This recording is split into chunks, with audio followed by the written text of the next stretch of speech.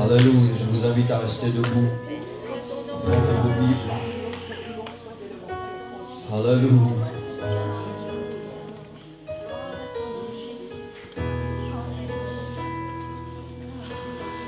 Nous allons faire 3 lectures ce matin. Première lecture dans Éphésiens chapitre 6, versets 11 à 13.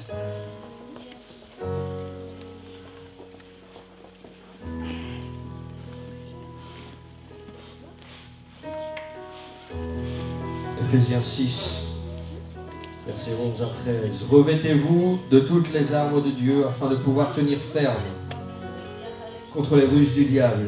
Car nous n'avons pas à lutter contre la chair et le sang, mais contre les dominations, les autorités, les princes de ce monde de ténèbres, contre les esprits méchants dans les lieux célestes. C'est pourquoi prenez toutes les armes de Dieu, afin de pouvoir résister dans le mauvais jour et tenir ferme, après avoir tout surmonté.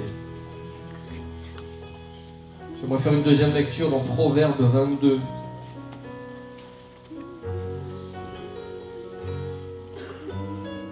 Verset 28.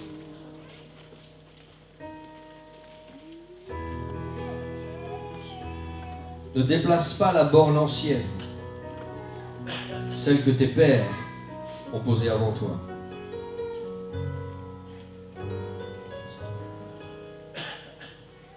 On fait une troisième lecture dans Exode 27 au verset 9.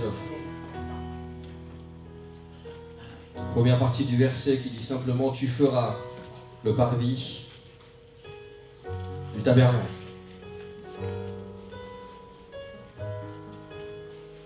J'aimerais prêcher ce matin sur ce sujet, une barrière après la percée. Une barrière après la percée. Alléluia. Que Dieu vous bénisse. Vous pouvez prendre place pendant quelques instants. Gardez cet esprit. Je vais essayer d'être le plus court possible pour laisser l'esprit du Seigneur travailler et prendre le temps dont nous avons besoin. Une barrière après la percée. Alléluia. Alléluia.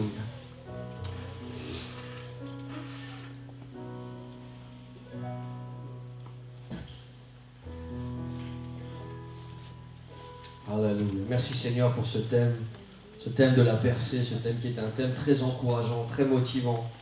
Alléluia, c'est un des thèmes sur lesquels les pasteurs aiment prêcher, un thème que Dieu peut donner à n'importe quel pasteur, n'importe quand. Le pasteur est toujours prêt à prêcher ce genre de thème. Il y a quelques semaines, je suis retombé sur certaines notes. J'avais un cahier de notes il y a quelques années lorsque je participais à un projet de traduction pour la Bible App de l'Ouversion, pour ceux qui connaissent.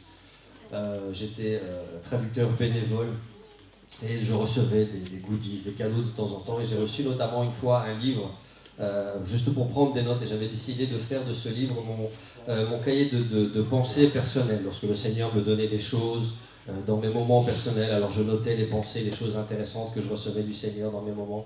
Et j'ai réouvert ce livre, j'ai reparcouru mes notes il y a à peu près 3 semaines, c'était un petit peu plus longtemps que ça, c'était pendant la période de jeûne et prière. Et je suis retombé notamment sur une pensée particulière par rapport pas par rapport aux murs, mais par rapport aux barrières. Et je relisais ces notes et je ne comprenais pas très bien. Il y a quelque chose qui transpirait dans ces notes, mais j'avais du mal à mettre ces choses ensemble. Et puis lorsque le pasteur Steven est arrivé, et qu'il nous a parlé du parvis, lorsqu'il nous a parlé de cette barrière au-dessus de laquelle nous essayons de sauter sans vouloir passer par la porte qui est Jésus-Christ. Alors les pièces ont commencé à se mettre ensemble, j'ai commencé à comprendre ce que le Seigneur voulait mettre sur mon cœur, et c'est ce que je voudrais partager avec vous ce matin. Une barrière après la percée. Et c'est un message qui s'inscrit à la fin des enseignements sur la percée. Le pasteur continue à nous enseigner sur toutes les armes du chrétien, sur comment arriver à nous équiper pour pouvoir percer ce mur. Et mon thème, ma question ce matin, c'est simplement qu'est-ce qui se passe lorsque j'ai passé ce mur? Et la pensée, elle est très très simple. C'est que si je me contente de percer le mur, pour le moment, je suis enfermé dans mes murs. Je ne peux pas travailler, je ne peux rien faire parce que je suis prisonnier de ma situation, prisonnier de mes émotions, prisonnier de ma vie spirituelle, de mes chaînes. Nous avons déjà beaucoup parlé de ces choses. Qu'est-ce qui se passe une fois que je franchis ces murs? Ce qui se passe lorsque je franchis ces murs, c'est ceci. Avant, j'étais prisonnier. Je n'avais pas d'espace. J'avais des murs sans espace. Maintenant, j'ai des espaces sans murs.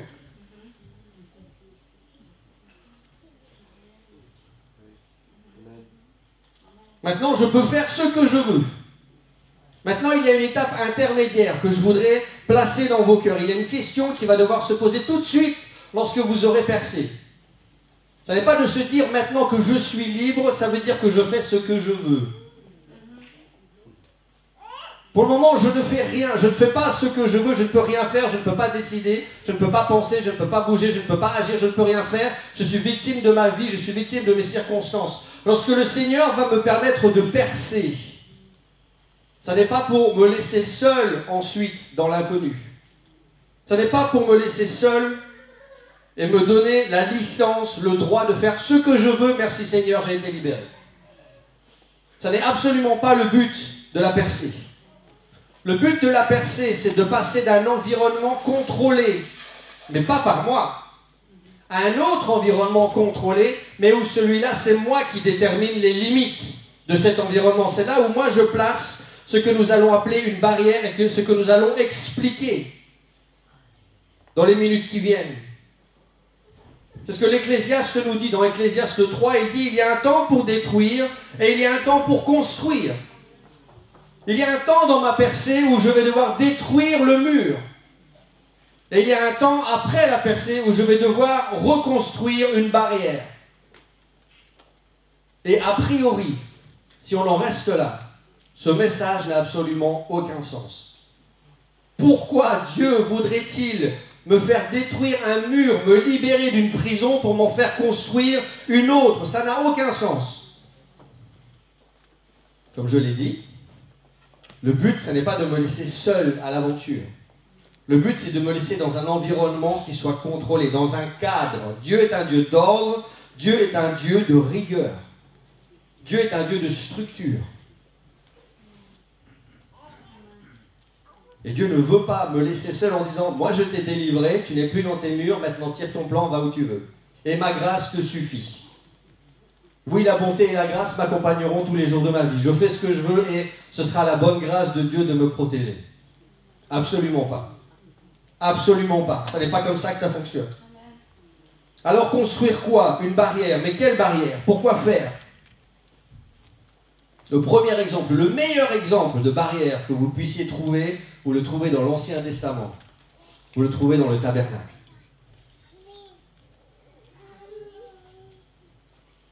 Ça, c'est une barrière. Dieu aurait très bien pu dire, voici comment je vais établir le tabernacle, faire le Saint des Saints, faire la tente, placer les choses, ne pas mettre cette barrière et laisser tout ça ouvert au milieu du camp. Mais il ne l'a pas fait. Et nous avons, je ne veux pas revenir en long et en large sur les enseignements du tabernacle et sur le fait que ce tabernacle est une image de Jésus-Christ dans le Nouveau Testament. Nous avons une chaîne YouTube, nous avons une page Facebook, tout ça a été enregistré en vidéo, nous avons des études, nous avons tout ce qu'il faut. Allez-y, allez revoir un petit peu toutes ces choses. Il faut savoir une chose, et j'ai redécouvert ça lorsque j'ai préparé cette prédication. Lorsque Dieu établit le principe du parvis extérieur. Le parvis extérieur, ça n'est pas une pièce, comme on l'a dans le parvis intérieur, quand vous avez le lieu saint et le lieu très saint. Il y a des cloisons, ce sont des pièces intérieures. Le parvis extérieur, ça n'est pas une pièce, c'est un espace. Et cet espace est déterminé par quoi? Il est déterminé par ma barrière. C'est cette barrière qui a été placée tout autour du tabernacle, qui a créé le parvis extérieur. Et dans ce parvis, je retrouve des choses très très importantes. Est-ce que ce parvis, c'est une prison? Est-ce que les sacrificateurs étaient prisonniers du parvis? Est-ce qu'ils étaient prisonniers du tabernacle? Non, ils travaillaient dedans. La barrière dans laquelle Dieu va me placer, cet espace qu'il va me demander de construire lorsqu'il m'a délivré, ça n'est pas une prison, c'est une protection.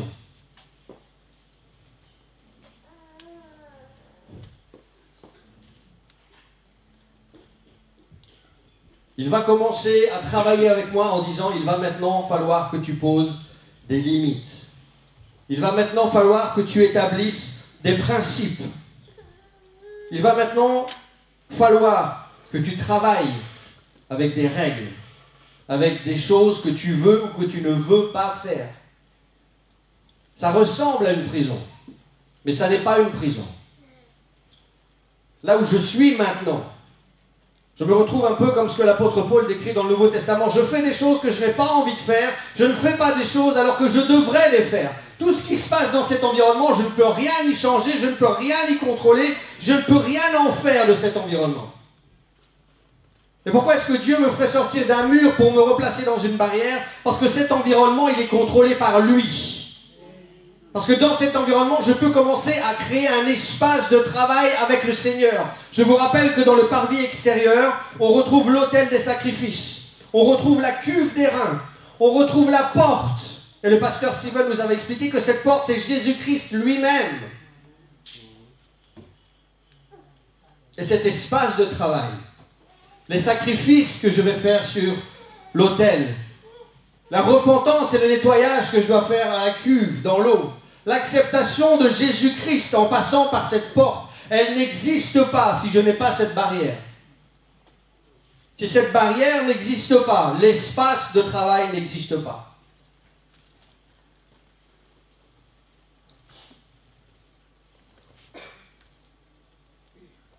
J'ai besoin de permettre au Seigneur, je ne veux pas rentrer dans les détails, mais il y a aussi énormément à apprendre là-dessus. Il y a 60 piliers qui composent cette barrière. 20 de chaque côté et 2 fois 10, devant et derrière. 60 piliers. Et j'aurais pu faire une série d'enseignements sur les 60 piliers qui doivent composer notre défense spirituelle. Je n'ai pas le temps pour ça ce matin. Si vous devez garder 4 piliers, gardez ces 4-là, Jésus-Christ. Et laissez le Seigneur travailler avec les autres. Mais dès que le Seigneur va me donner ma percée, je dois comprendre que ça n'est absolument pas une licence pour faire tout ce que je veux. Je sors d'un environnement où on me contrôlait et je dois maintenant reconstruire un environnement où Jésus-Christ me contrôle. Où Jésus-Christ crée un espace de travail, où je vais pouvoir commencer à travailler, où je vais pouvoir commencer à faire des sacrifices, où je vais commencer à développer une vie de prière, où je vais commencer la repentance, où je vais travailler ma relation avec Jésus-Christ en passant avec cette porte. Qui es-tu, Seigneur? Cette question si simple qu'on retrouve de l'Ancien Testament jusque dans le Nouveau Testament. Qui es-tu, Seigneur? Et le Seigneur répond à chaque fois. Dans l'Exode, il répond dans le Nouveau Testament. Il répond tout le temps à cette question. Mais cette question ne peut pas être posée. Cette porte ne peut pas exister si je n'ai pas une barrière pour la poser, si je n'ai pas des poteaux pour l'établir, si je n'ai pas une fondation dans laquelle je vais permettre au Seigneur de travailler avec moi. Je n'ai pas besoin de mur, mais j'ai besoin d'une barrière. J'ai besoin d'un parvis dans ma vie. J'ai besoin d'un espace de travail qui va poser des limites. Et ça ne sont pas des limites destructives comme celles qu'on connaît aujourd'hui, ce sont des limites protectrices. De la même manière que Dieu est notre Père, en tant que père, en tant que mère, nous faisons exactement la même chose pour nos enfants. Nous ne créons pas des prisons pour nos enfants, nous ne faisons pas des esclaves de nos enfants. Mais c'est parce qu'il y a précisément de l'amour pour nos enfants qu'à un moment je mets une limite.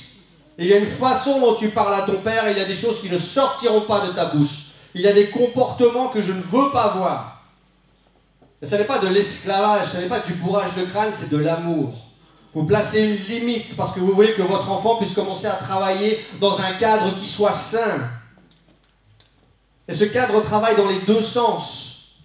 Cette barrière, elle vous permet à vous d'avoir un espace sécurisé. Et elle empêche de faire rentrer tout un tas de choses qui pourraient rentrer très facilement lorsque vous êtes dans ce cadre-là. Là, vous êtes libre, oui peut-être, mais vous êtes surtout vulnérable. Ici, tous ceux qui sont dehors, c'est ce que le pasteur Steven nous avait expliqué, ne voient pas ce qui se passe à l'intérieur. Parce que c'est suffisamment haut pour que j'ai ma vie privée avec le Seigneur à l'intérieur de mon cadre.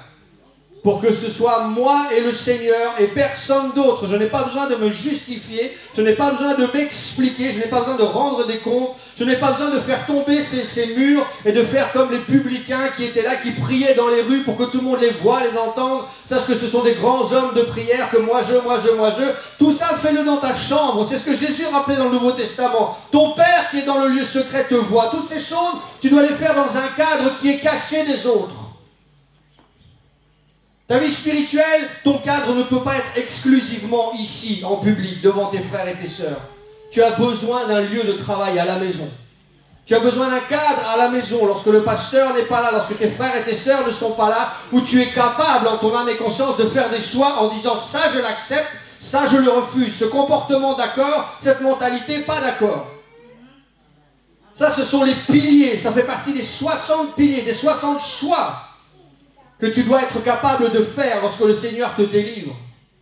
Parce que les choix, pour l'instant, tu n'en fais aucun. Tu n'as pas cet espace pour faire des choix. Pour le moment, tu es prisonnier. Et nous connaissons tous cette tendance, malheureusement, lorsque nous sommes tous prisonniers d'un extrême et que nous sommes libérés, l'humain a toujours cette tendance à glisser dans l'autre extrême. Il ne connaît pas la modération. Au plus j'étais prisonnier, au plus j'étais muselé, au plus l'autre extrême va être exacerbé, va être exagéré. Et ce n'est pas ce que Dieu veut. Dieu ne veut pas que je sois là, dans la prison. Il ne veut pas non plus que je sois là, seul, exposé dans le désert. Le Seigneur veut me faire installer ici des principes. Il veut m'apprendre, il veut m'enseigner en disant, il y a des choses qui sont bonnes pour toi. Il y a des choses qui sont mauvaises pour toi. Et si tu laisses le Seigneur travailler, alors dans cet espace qui au début est vide, tu vas commencer à construire un hôtel. Tu vas commencer à construire une cuve. Tu vas commencer à placer une porte, puisque là, sans la porte, tu es toujours prisonnier. Oui, j'ai des principes, oui, je lis ma Bible, oui, j'ai une vie de prière, oui, je suis régulier à l'église. Oui, mais s'il n'y a pas Jésus qui dirige tout ça, c'est stérile. Tout ce que tu as fait, c'est mettre d'autres poteaux avec une autre couleur sur tes murs, mais c'est toujours des murs. Tu as peut-être plus d'espace ici que là, mais tu es toujours prisonnier parce que tu ne peux pas sortir, il n'y a pas de porte. Et cette porte, sache que ce n'est pas toi qui en décide les couleurs. Ce n'est pas toi qui en décide la forme. Ce n'est pas toi qui décide combien de principes, de poteaux, où tu vas la mettre, quelle longueur elle va faire. C'est le Seigneur qui va te donner ces choses. Tu peux soit rester prisonnier, reconstruire une structure en pensant que tu es libre, et te retrouver tout aussi enchaîné. Dans un espace plus grand, peut-être, mais toujours une prison. Avec des murs plus jolis, peut-être, mais toujours une prison. Avec une nourriture meilleure que ce que j'avais avant, peut-être, mais toujours une prison.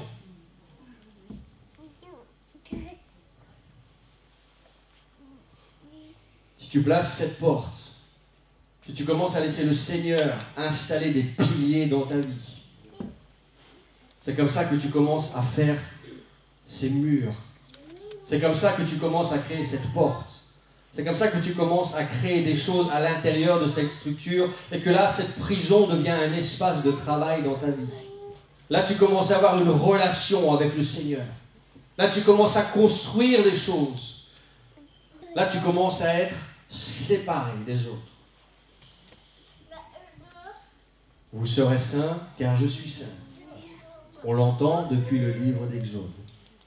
C'est un des premiers principes que Dieu a appliqués lorsqu'il a commencé à installer ses préceptes au milieu du peuple d'Israël. Vous serez séparés des autres nations. Je vous ai choisis. Vous serez saints car je suis saint. Je ne veux pas d'une prison, je ne veux pas des murs. Je veux un espace de travail dans lequel ma présence va pouvoir se manifester.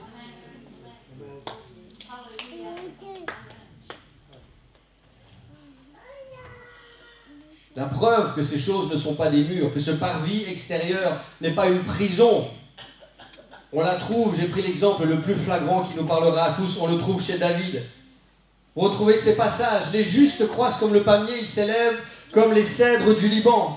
Plantés dans la maison de l'Éternel, ils prospèrent ou dans les parvis de notre Dieu. Mieux vaut un jour dans tes parvis que 1000 ailleurs, et on pourrait dire 1000 en dehors de ces parvis. Mieux vaut un jour dedans que 1000 ailleurs. Entrez dans ses portes avec des louanges, dans ses parvis avec des cantiques. Célébrez-le et bénissez son nom. Et il y a encore tellement d'autres exemples où David ne soupire qu'après une chose, c'est de pouvoir rentrer dans cette présence, dans cet espace de travail, dans ses parvis. Parce que David savait ce que c'était que d'être seul dans les champs à affronter les bêtes. Il savait ce que c'était que de devoir se débrouiller avec la présence du Seigneur, mais sans ce cadre. Et le seul soupir de David, c'était « Seigneur, je veux pouvoir réinstaller cette barrière. Seigneur, j'ai besoin d'un cadre de travail.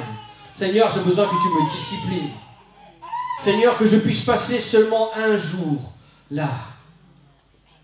Un jour à offrir des sacrifices. Un jour à me repentir. Un jour à travailler ma relation avec toi.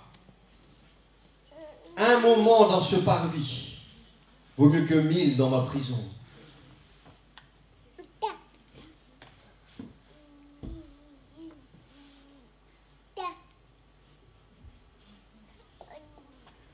Il y a bien une chose que je regrette dans cette génération, c'est que l'Église d'aujourd'hui est symbolisée par ça.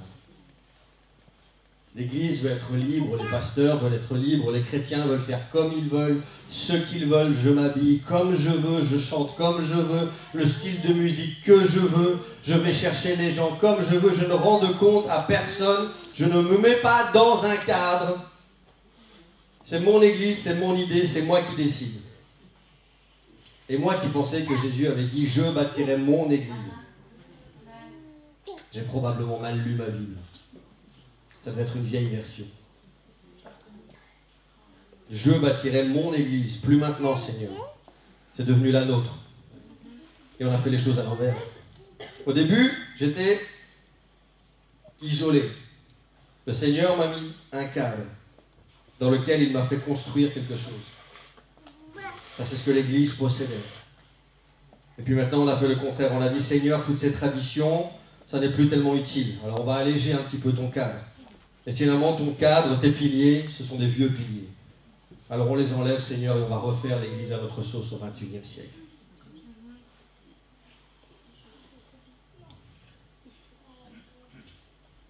Ne déplacez pas les bornes anciennes.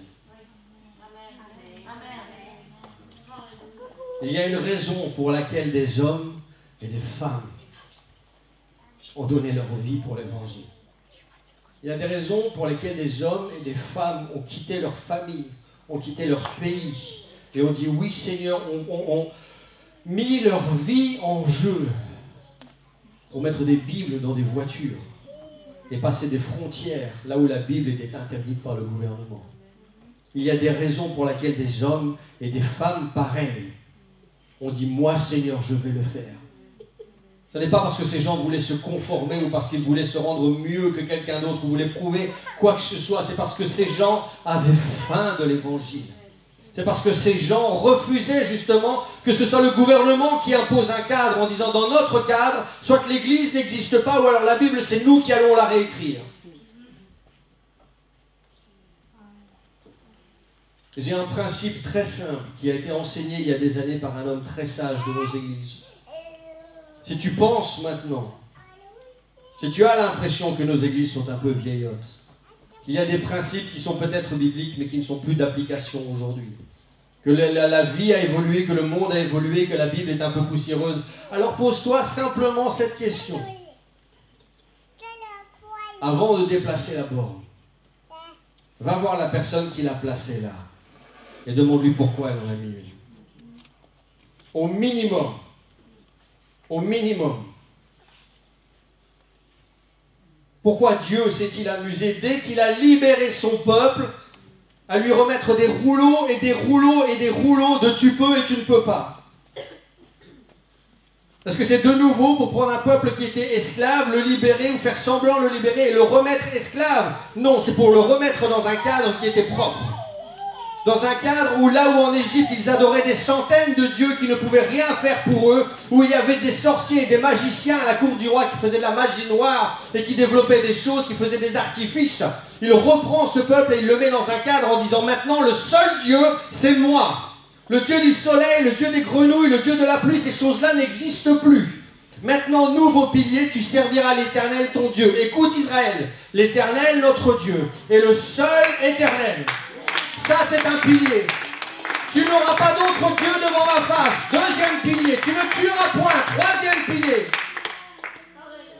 Dieu remet un cadre en place. Et ça n'est pas de l'esclavage. Ça n'est pas une prison. Il explique au peuple, si tu installes ces piliers dans ta vie, alors tu commences à créer un espace de travail. Tu commences à créer le parvis. Et je voudrais que cette chose rentre très profondément, cette pensée rentre très profondément dans nos cœurs ce matin, que vous rentriez avec à la maison et que vous puissiez réfléchir profondément. Mieux vaut un jour dans tes parvis que 1000 ailleurs. On a déjà tous chanté ce chant, on a déjà tous fait cette prière. Le parvis n'existe pas si la barrière n'existe pas.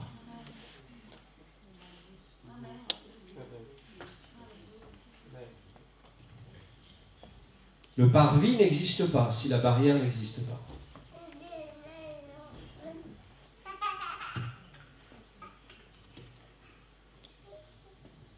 Pourquoi est-ce que j'ai besoin d'une barrière? Pourquoi est-ce que j'ai besoin d'une protection? J'aimerais revenir aux enseignements actuels. Je ne vais pas aller très loin dedans. Je vais laisser l'espace au pasteur de finir son travail. Je me suis posé une question sur l'armure du chrétien. Pourquoi est-ce que j'ai besoin d'un bouclier si j'ai déjà une cuirasse? Est-ce que vous vous êtes posé cette question? La cuirasse me protège, le bouclier aussi.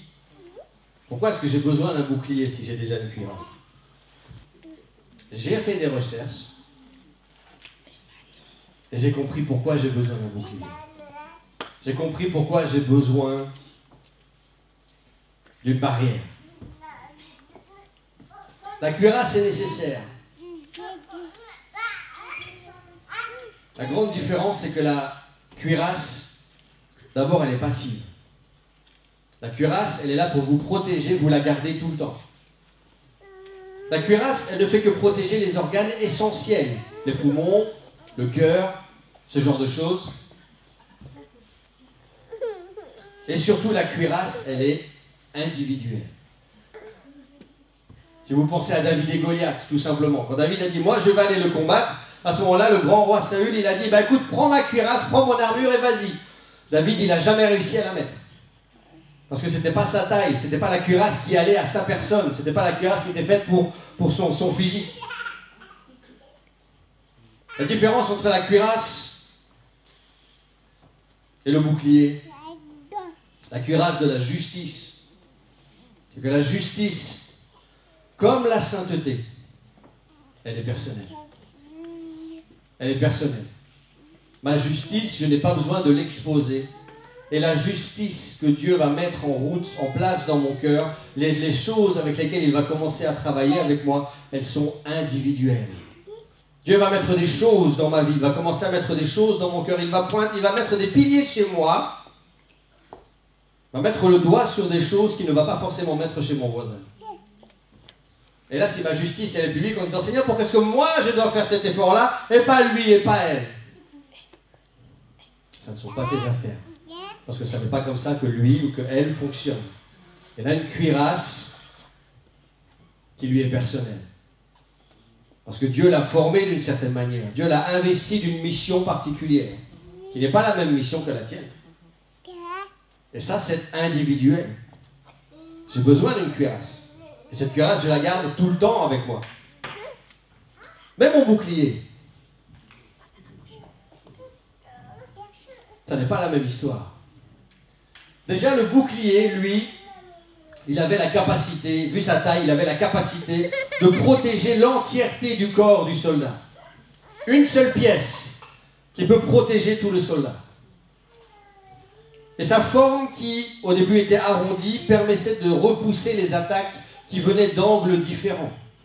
L'ennemi n'avait pas besoin d'être en face. S'il venait sur le côté aussi, du fait que ce bouclier n'était pas plat, alors même ce qui venait des angles et sur le côté, c'était quand même, ça rebondissait sur ce bouclier et ça me permettait d'être protégé de plusieurs angles différents.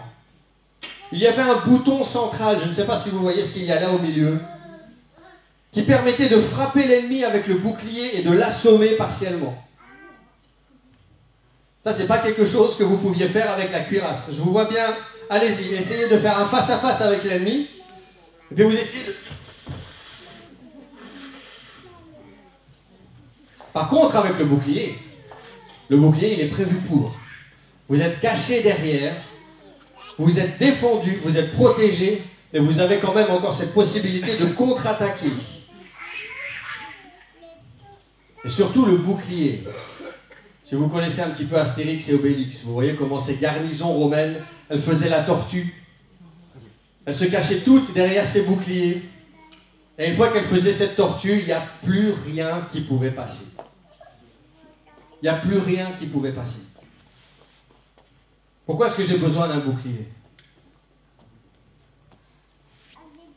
Christian, tu peux m'aider?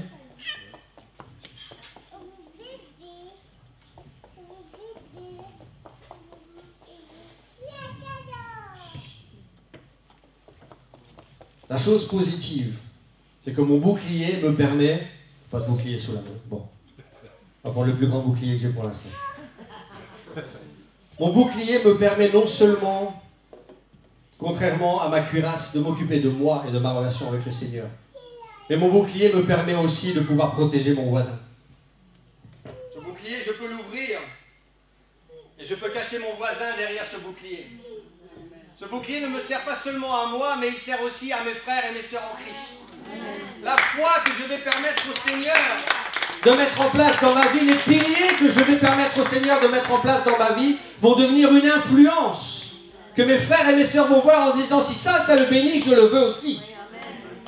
Là, ça n'est pas juste mon armure personnelle que personne d'autre ne va voir. Là, c'est quelque chose de public. Ce sont des décisions que je prends. Je fais, je ne fais pas. Pourquoi?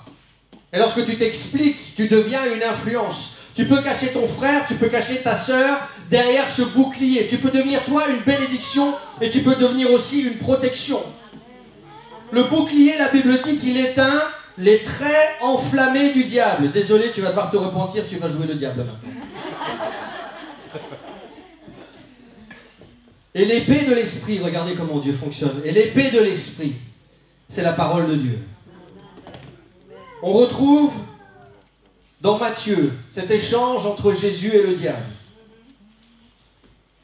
Le tentateur s'étant approché dit à Jésus, si tu es fils de Dieu, ordonne que ces pierres deviennent du pain. Jésus répondit, il est écrit, l'homme ne vivra pas de pain seulement, mais de toute parole qui sort de la bouche de Dieu. Le diable continue en disant, si tu es fils de Dieu, jette-toi, car il est écrit, le diable aussi connaît sa Bible. Il donnera des ordres à ses anges à ton sujet, et ils te porteront sur les mains de peur que ton pied ne se fasse mal contre une pierre.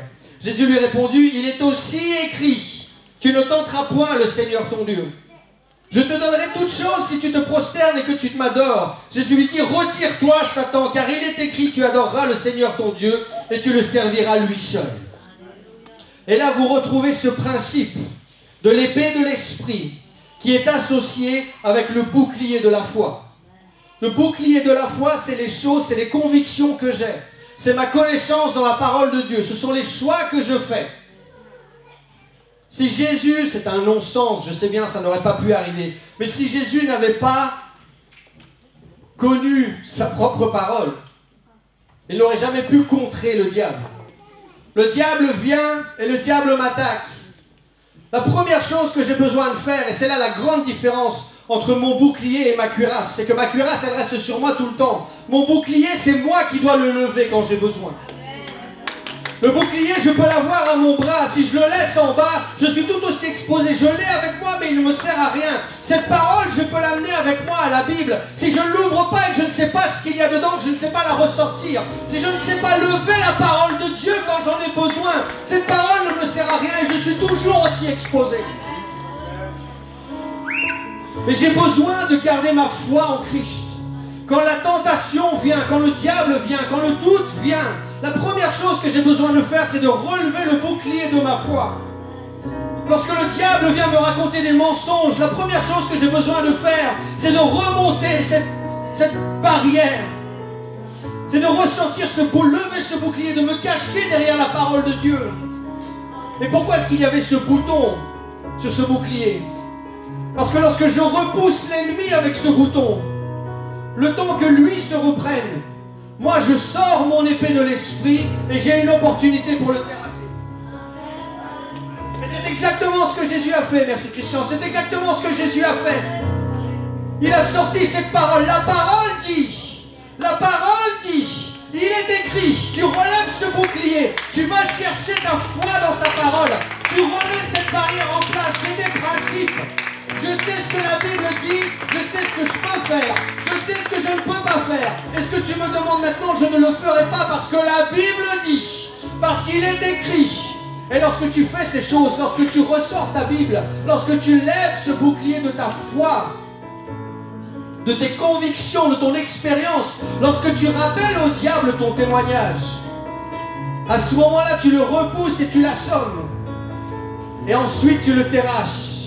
En lui rappelant, il est écrit. Maintenant, arrière de moi, parce qu'il est écrit. Tu adoreras le Seigneur ton Dieu, tu le serviras lui seul. Tu dois à ce moment-là ressortir tes piliers, tu dois lui rappeler tous les piliers qui sont sont dans la Bible et que le Seigneur te demande.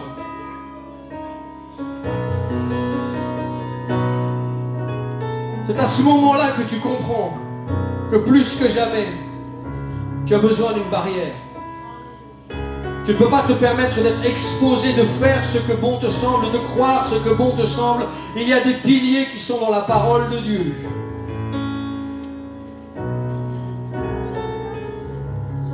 Et tu ne pourras jamais utiliser ton bouclier si tu n'acceptes pas ces piliers. Tu ne pourras jamais te battre efficacement. Tu seras sur le champ de bataille, tu auras ton bouclier à ton bras, mais tu ne l'utiliseras jamais. Tu seras juste exposé. Tu penses que tu te bats, tu penses que tu es un guerrier, tu penses que tu es ça. Sauf que comme tu ne sais pas comment utiliser tes outils, en réalité tu es ça. L'ennemi peut être là dans le brouillard, il peut être caché dans les arbres, il est n'importe où, il te tire dessus, mais toi tu n'as aucune défense. Parce que ton bouclier ne te sert à rien. Parce que tu n'as pas de pilier.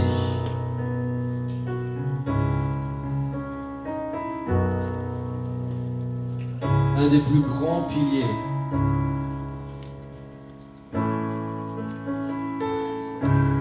que j'ai planté dans le sol de mon cœur depuis que je suis marié.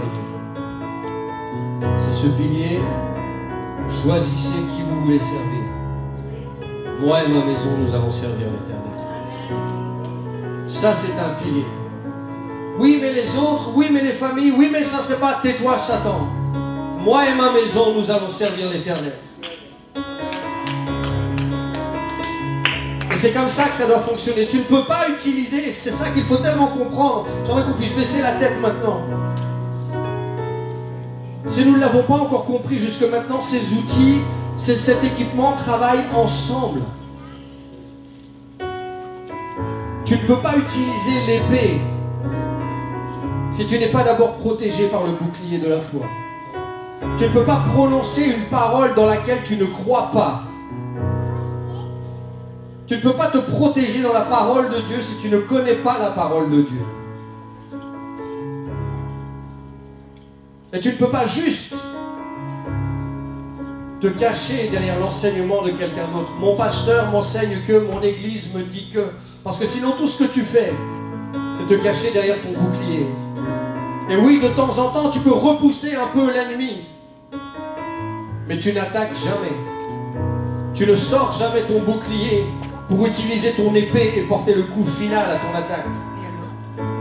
Tu ne peux pas juste utiliser ton épée parce que tu dois te protéger. Tu ne peux pas juste être protégé parce que sinon la pression va revenir. Et au lieu qu'il y en ait un devant, il y en aura un devant et un derrière. Et tu ne pourras pas te protéger tout seul des deux côtés en même temps.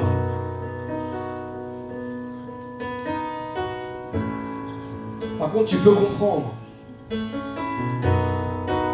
que même si cet espace de travail, il est personnel, il est individuel, cette réponse que tu dis au Seigneur, Seigneur, je veux reconstruire un espace de travail, sache que ça va faire de toi une influence.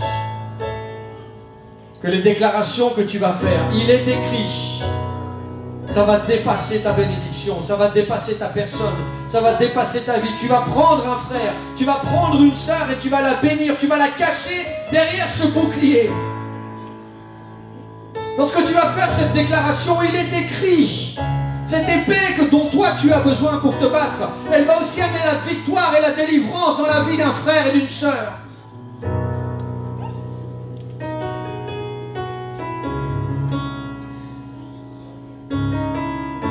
Je ne peux plus vivre dans mes murs. J'ai besoin d'une délivrance.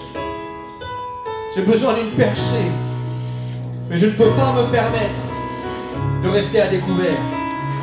J'ai besoin d'une armure. J'ai besoin que mon cœur soit protégé. J'ai besoin que mon frère et ma sœur soient couverts par mes prières. J'ai besoin que mes frères et mes sœurs soient influencés par les déclarations que je fais dans l'esprit. Il est écrit. Il est écrit, alors retire-toi de moi, Satan.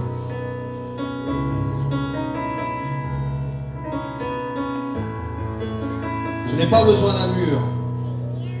Mais j'ai besoin d'une barrière. Je n'ai pas besoin d'un mur, mais j'ai besoin d'une barrière. J'ai besoin de 60 piliers qui vont conditionner ma vie spirituelle. J'ai besoin d'une porte, Jésus-Christ, qui va diriger mes pas et qui va créer un espace dans lequel je vais pouvoir travailler dans sa présence.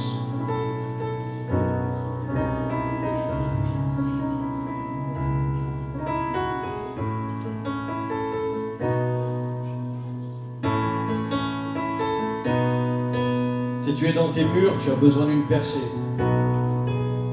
Si tu as déjà percé mais que tu es à découvert, tu as besoin d'une barrière. Tu as besoin de piliers. Tu as besoin de déclarations spécifiques, individuelles pour ta vie. Je fais et je ne fais pas parce qu'il est écrit. Tu as besoin de te construire un espace de sécurité qui va empêcher le diable de t'attaquer par n'importe quel aspect de ta vie. Tu as besoin de créer cet espace sécurisé en disant, à l'intérieur de cette barrière, tu ne rentres pas, parce que c'est Jésus-Christ qui domine. Et il y aura toujours une porte. Il y aura toujours des tentations. Il y aura toujours des faiblesses. Il y aura toujours un angle, une faiblesse dans ta vie, où le diable va régulièrement réessayer. Et c'est là que tu dois comprendre que Dieu cherche quelqu'un qui va rester dans cette brèche-là. Que ton travail, c'est de garder la brèche. Le seul point d'entrée. Tu dois garder cette brèche.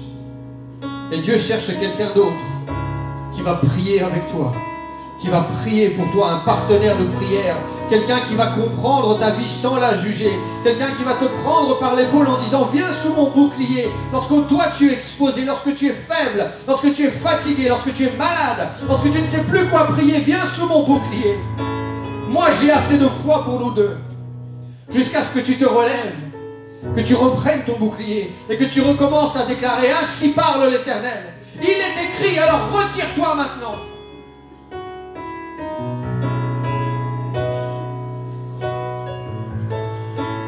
Tu dois travailler ta cuirasse, tu dois protéger ton cœur, tu dois faire des sacrifices, tu dois nettoyer ton cœur, ton âme et ton esprit régulièrement à la cuve des reins. Ça c'est ton travail à l'intérieur de ta barrière. Mon travail c'est de m'assurer qu'il n'y a pas de brèche dans ta barrière. Si je vois que le diable est en train d'essayer de rentrer, je viens avec ma foi, je viens avec la parole de Dieu et on va se battre ensemble et on va repousser l'ennemi. On va nettoyer cet espace de travail pour que rien ne t'empêche d'accomplir ta relation avec le Seigneur, pour que rien ne t'empêche de grandir à l'intérieur de ces barrières, pour que rien ne t'empêche de monter au combat, de repousser l'ennemi et toi-même de déclarer des choses au nom du Seigneur. C'est comme ça que ça doit se passer. Et tu as besoin de ton épée, tu as besoin de la parole de Dieu, et tu as besoin de ton bouclier, tu as besoin de ta foi, et tu as besoin de ta cuirasse, tu as besoin de protéger ton cœur.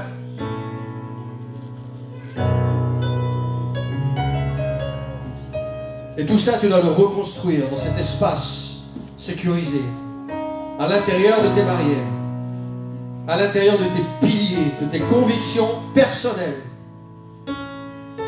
Tu dois reconstruire ton tabernacle. Tu dois reconstruire la présence de Dieu. La manière dont Dieu se manifeste au milieu de ta vie. L'endroit spécial où il va se rencontrer avec toi. Tu dois le reconstruire. Si tu n'as pas de pilier, tu n'as pas de parvis.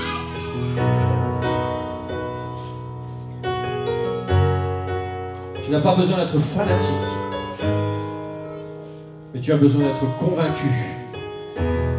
Tu as besoin de savoir pour toi-même ce que tu veux et ce que tu peux, ce que tu ne veux pas et ce que tu ne peux pas. Tu n'es plus en prison. Tu n'es pas obligé de rester dans cette prison. Tu as besoin d'une barrière après la percée.